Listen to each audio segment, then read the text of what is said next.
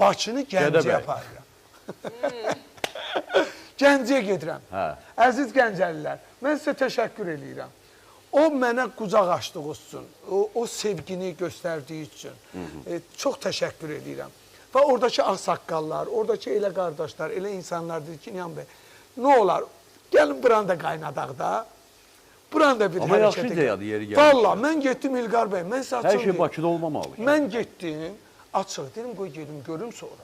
Çünki Gəncəyə getmişdim, toyda girirsən, şadlığımına çıxırsan, gəlirsən evvə də. Mən Gəncəni getdim, gəzdim. Super şəhərdir. Mən birinci bilmirəm, onu yaradanlara təşəkkür edirəm. Mənə Gəncəyə şarım verən nəyi gördüm? Xan çinarlar.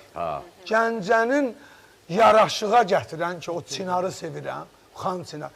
Bir də qırmızı kərpizdən tikilmiş evlər. Mən də ölürəm olarsın.